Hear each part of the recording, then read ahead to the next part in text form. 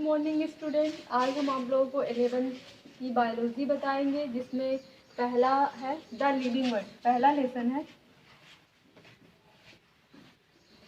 The living world. तो पहले lesson का नाम यही है, द लिविंग वर्ल्ड। इसमें आप लोगों को बताया जाएगा सजीव क्या है, निर्जीव क्या है। इसमें आपको भाग 1 में बता दिया गया है सजीव क्या है, निर्जीव क्या है, इनके अंतर्गत आता क्या क्या है, ये सब चीज़ें आपको बता दी गई हैं। इसमें पहला कैरेक्टर था वृद्धि, यानी ग्रोथ, वृद्धि। तो इसमें आपको देखना था कि जीवों की विशिष्ट लक्षण क्या हैं। तो बताया गया सजीव में भी वृद्धि होती है, निर्जीव में भी वृद्धि होती है।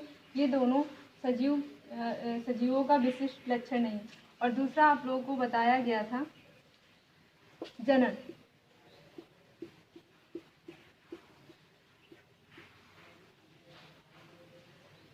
रिप्रोडक्शन, तो ये भी आपको बता दिया गया था कि रिप्रोडक्शन जो है मानव में होता है या नहीं होता है।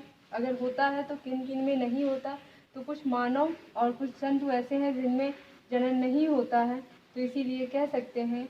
और जो निर्जीव वस्तुएं होती हैं उनमें भी जनन नहीं होता, तो इसलिए यह सजीवों का विशिष्ट लक्षण नहीं है।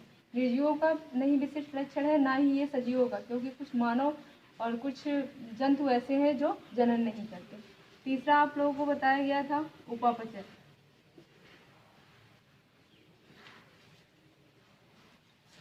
उपापचय, मेटाबॉलिज्म।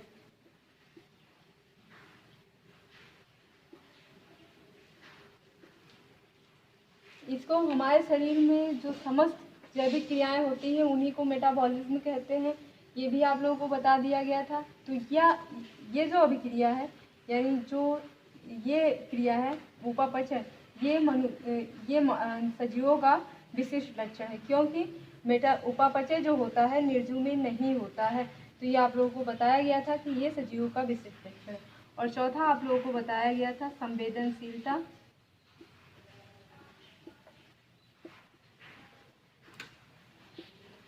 तथा अनुकूलता।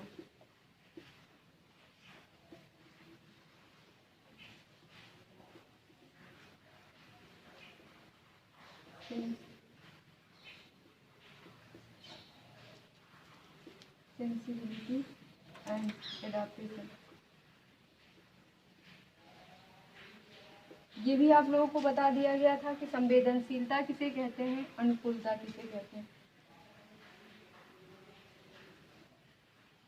तो संवेदनशीलता, जैसे अगर हमको कोई टच कर रहा है तो हम उसको महसूस करें कि हमको किसी ने टच किया, तो वही क्या कहलाती है, संवेदनशीलता कहलाती है। अनुकूलता, जैसे ठंड का मौसम है उसमें हम सरवाइव कर ले जाएं, और गर्म का मौसम है उसमें सरवाइव कर ले जाएं, तो यही क्या कहलाता है, एडाप्टेशन कहलाता है, यानी यही अनुकूलता कहलाती है। तो पांचवा आपको बताना है कि जीवन चक्र क्या है। तो आज हम आप लोगों को बताएंगे जीवन चक्र। आपको जीवन चक्र के बारे में बताया जाएगा, यानी लाइफ साइकिल।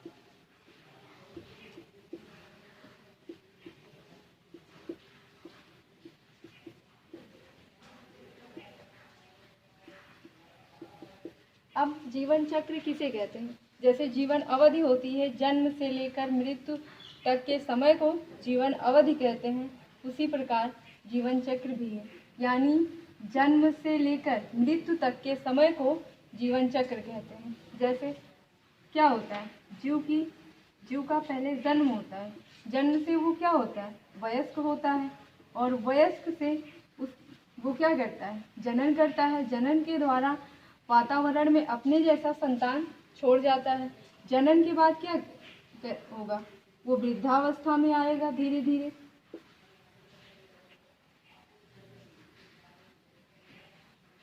वृद्धावस्था में आएगा, और वृद्धावस्था में आने के बाद एक दिन उसकी क्या हो जाएगी, मृत्यु हो जाएगी। तो यही क्या होती है, लाइफ साइकिल होती है। तो क्या ये तो सजीव का लक्षण हो गया कि सजीवों में जीवन चक्र पाया जाता है। यानी सजीवों में जन्म होता है, जन्म से वो जन्म के बाद वयस्क होते हैं, वयस्क के बाद वो जनन करते हैं और जनन के बाद वो वृद्धावस्था में आते हैं और वृद्धावस्था के बाद एक दिन मृत्यु को प्राप्त कर लेते हैं। तो यही कहलाता है जीवन चक्र। अब निर्जीव की बात करें, क्या निर्जीव में जीवन चक्र होता है? तो हम कह सकते हैं नहीं होता। किसी भी निर्जीव को हम चाहे जब बना सकते हैं और चाहे जब उसको नष्ट कर सकते हैं। तो इसीलिए हम कह सकते हैं कि जीवन चक्र, अतः जीवन चक्र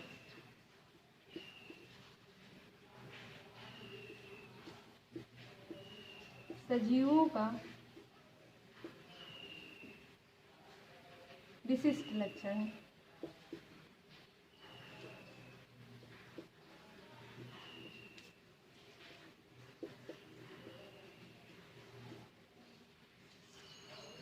तो जीवन चक्र में क्या होता है, पहले जीव का जन्म होता है, वयस्क होता है, फिर वो जनन करता है, फिर वृद्धावस्था में जाता है और वृद्धावस्था प्राप्त करने के बाद उसकी मृत्यु हो जाती है। इसी को कहते हैं जीवन चक्र। और निर्जीव में जीवन चक्र नहीं होता। आप किसी भी वस्तु को कभी भी बना सकते हैं और कभी भी उसको नष्ट कर सकते हैं। तो यही क्या कहलाता है, जीवन चक्र कहलाता है, जो निर्जीव में नहीं होता। तो हम कह सकते हैं अतः जीवन चक्र सजीवों का विशिष्ट लक्षण है। विशिष्ट लक्षण हमने ये बताया था, विशिष्ट लक्षण वो कहलाता है जो सिर्फ सजीवों में पाया जाए, निर्जीव में ना पाया जाए, वही विशिष्ट लक्षण होता है। अब इसके बाद आता है, जीवन चक्र के बाद आता है जीवद्रव्य।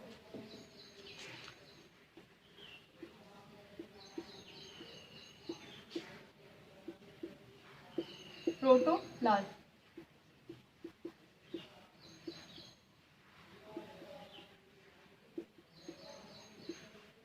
अब जीवद्रव्य क्या होता है, जैसे ये मान लो क्या है, कोशिका है। तो कोशिका के अंदर जो पदार्थ भरा होता है, फ्लूइड भरा होता है, उसी को क्या कहेंगे, जीव द्रव्य कहते हैं। यही क्या कहलाएगा, जीव द्रव्य।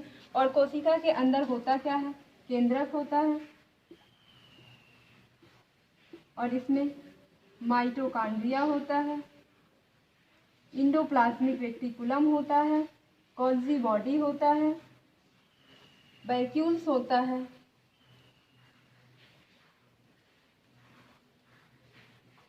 ये सारे इसमें होते हैं। तो जीवद्रव्य यानी वातावरण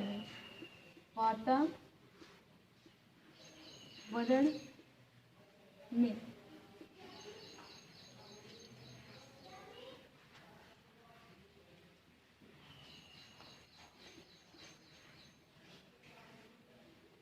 भौतिक तथा रासायनिक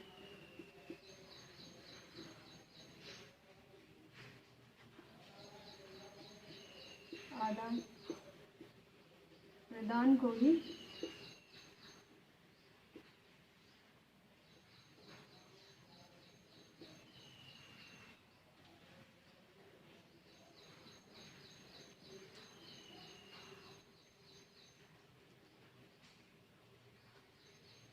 जीवद्रव्य कहते हैं। जीवद्रव्य इसको नहीं कहेंगे, यानी जो क्या कहते हैं, जीवद्रव्य किसके अंदर भरा होता है, सेल के अंदर भरा होता है, जिसे जीवद्रव्य कहते हैं। और जिसमें सारी क्रियाएं हो रही हैं, यानी केंद्रक उपस्थित है, माइटोकॉन्ड्रिया है, इंडोप्लाज्मिक रेटिकुलम है, गोल्गी बॉडी है और वैक्यूल्स हैं, ये सब उपस्थित होते हैं वो जीवद्रव्य के अंदर। तो कोशिका के अंदर जीवद्रव्य पाया जाता है, यानी ये कोशिका के अंदर जीवद्रव्य पाया जा रहा है। जीवद्रव्य में, और जीवद्रव्य क्या करता है, भौतिक वातावरण के प्रति आदान प्रदान करता है। जैसे किसी कोशिका को किसी पदार्थ की आवश्यकता हुई जो इसके पास नहीं, वो क्या करेगा, भौतिक और रासायनिक क्रियाओं को आदान प्रदान करेगा। अब आता है नेक्स्ट, जीवद्रव्य के बाद कोशिका संरचना। 7वां आता है कोशिका संरचना।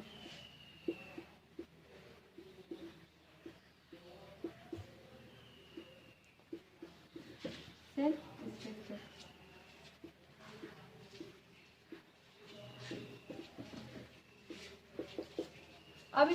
अब ये जानते हैं कोशिका संरचना क्या है। कोशिका जीवों की, इसका डिफिनीशन है कोशिका का, कोशिका जीवों की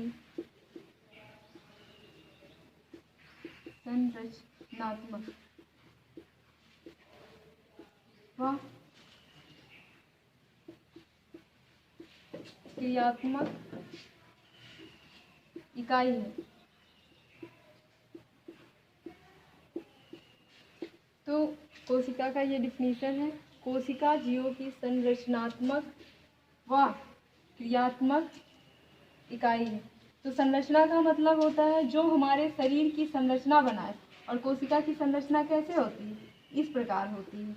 तो जो हमारे शरीर की संरचना बनाए वही कहलाती है जीवों की संरचनात्मक। और क्रियात्मक, जो हमारे शरीर में सारी क्रियाएं हो रही हैं, जैसे सर्कुलेशन हो रहा है यानी परिवहन हो रहा है और श्वसन हो रहा है, इन सब का कार्य कौन करता है, कोशिका के द्वारा होता है। तो हम कह सकते हैं क्रियात्मक यानी जो हमारे शरीर में क्रियाएं हो रही हैं उस वही कोशिका की कार्य है।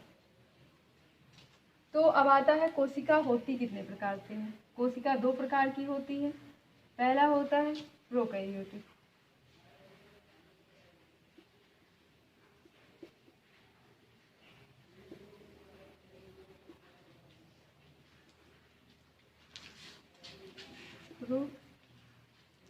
प्रोकैरियोटिक। दूसरा है यूकैरियोटिक।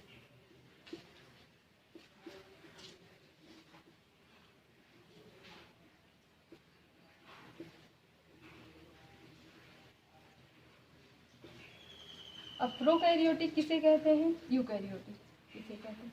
प्रो मीन्स क्या होता है, प्रिमिटिव टाइप का,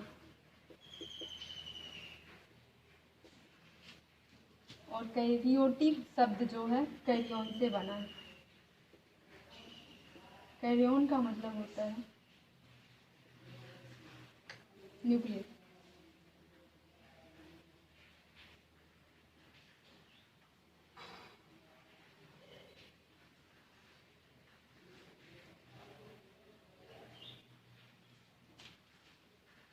कैरियन का मतलब होता है न्यूक्लियस। प्राचीन, प्रिमिटिव मतलब होता है प्राचीन, और कैरियन मीन्स होता है केंद्रक यानी न्यूक्लियस। तो इसे क्या कहेंगे, जिसमें प्राचीन टाइप का या प्राचीन केंद्रक पाई जाती है उसे क्या कहते हैं, प्रोकैरियोटिक कहते हैं। यू मीन्स क्या होता है, ट्रू होता है। यू मीन्स ट्रू होता है यानी सत्य कोशिका।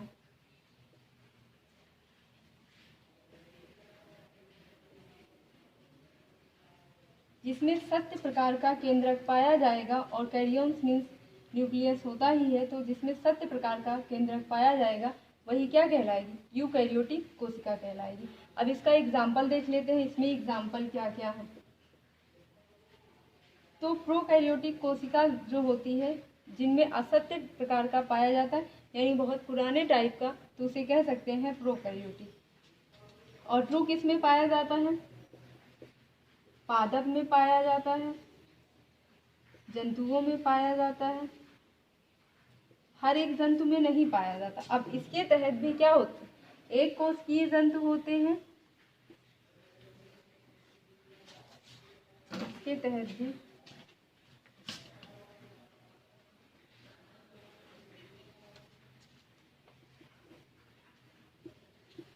एक कोशिकीय जंतु यानी यूनिसेलुलर।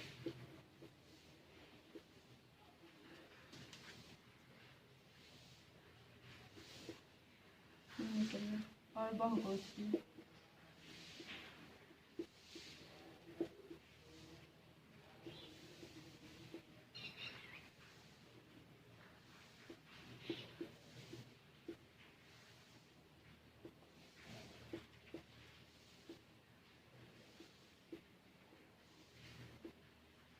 मल्टीसेलुलर।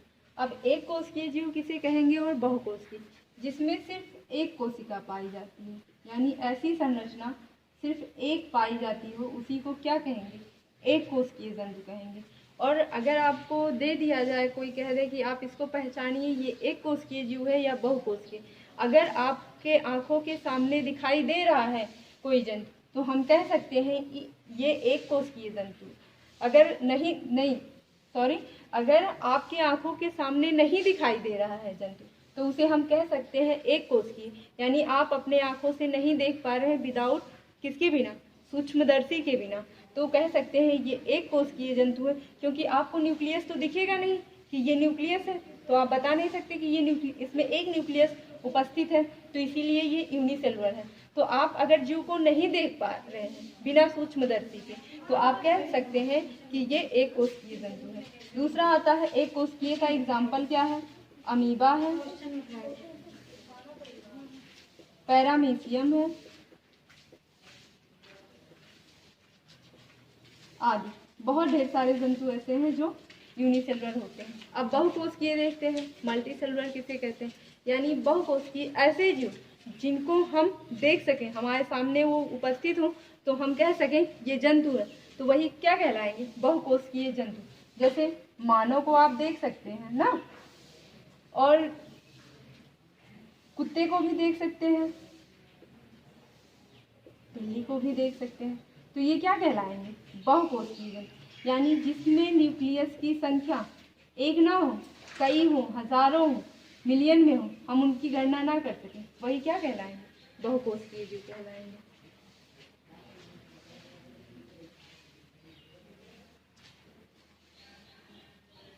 तो आपने ये कोशिका की संरचना पढ़ा, क्या ये तो सजीवों में जितना बताया गया होता है, सजीव में ये होता है ना, कोशिका संरचना सजीव में होता है, लेकिन क्या निर्जीव में भी होता है, निर्जीव में कोशिका उपस्थित होती है, नहीं होती है। तो इसीलिए हम कह सकते हैं अतः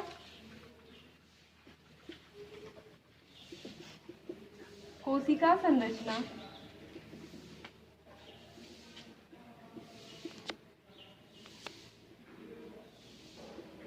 जीवों का विशिष्ट लक्षण है।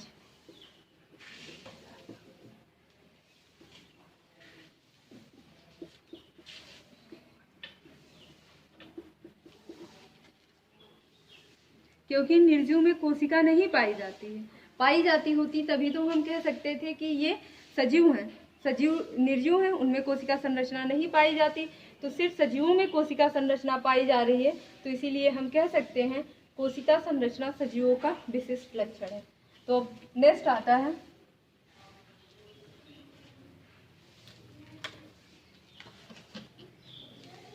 गति, मोमेंट,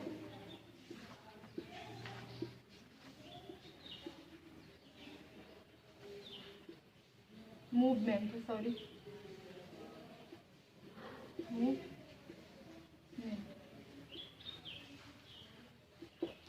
तो गति किसे कहते हैं, तो गति का मतलब होता है, देखा जाए तो एक स्थान से अगर आप यहाँ से चलना प्रारंभ करते हैं, अगर आप यहाँ से चलना प्रारंभ करते हैं, यहाँ पे पहुँच जाते हैं, तो यही क्या कहलाता है, गति। यानी आपने इतनी दूरी तय की, किसके थ्रू, गति के थ्रू। तो जैसे जीव द्रव्य होता है, आपको जीव द्रव्य के बारे में बताया गया कि जीव द्रव्य में क्या होता है, माइटोकॉन्ड्रिया होती है,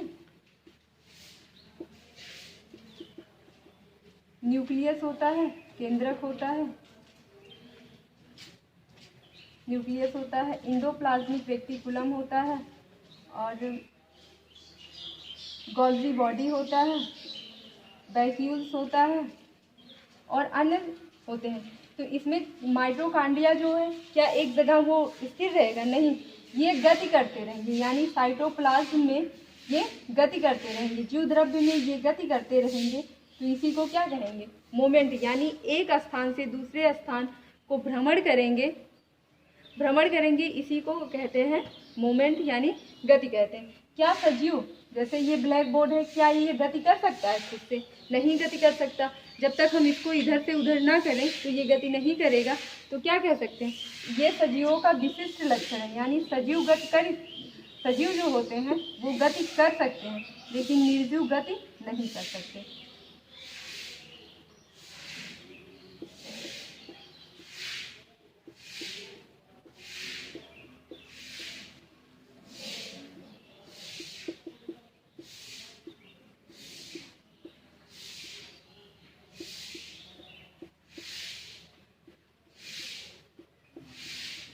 अतः ये सजीवों का क्या है, विशिष्ट लक्षण है।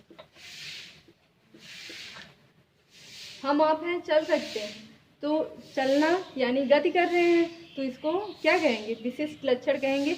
और जैसे ब्लैक बोर्ड हुआ, नहीं चल सकता, ये पेन हुई अपने आप से नहीं चल सकती जब तक हम इसको लेके दूर तक फेंके ना, तो इसीलिए निर्जीव में गति नहीं होता, तो सजीवों का विशिष्ट लक्षण गति है।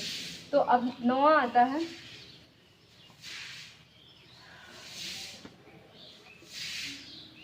श्वसन।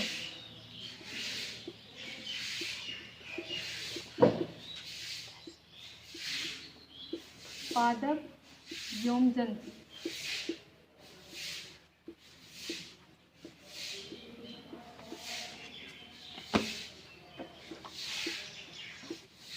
रिस्पायरेशन,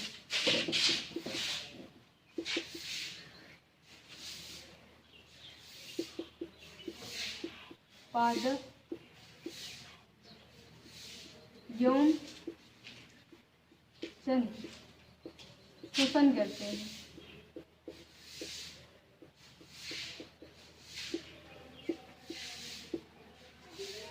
पादप एवं जंतु क्या करते हैं, श्वसन करते हैं। और क्या निर्जीव जो होते हैं वो श्वसन करते हैं, नहीं करते हैं ना। श्वसन पादप एवं जंतु करते हैं, निर्जीव में श्वसन नहीं होता। तो पादप एवं जंतु जो करते हैं श्वसन, तो हम देखते हैं श्वसन कितने प्रकार से होता है। श्वसन 2 प्रकार से होता है, एक वायवीय श्वसन होता है,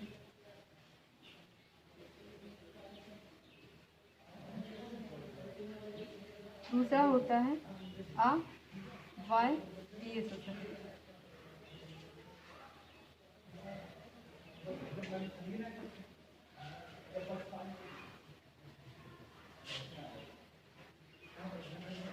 एरोबिक रिस्पायरेशन,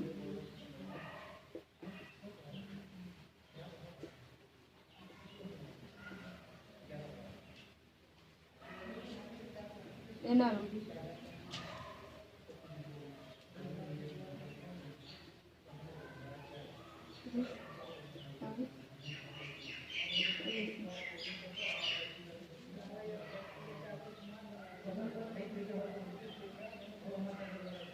अब देखते हैं वायवीय श्वसन क्या है, अवायवीय श्वसन क्या है।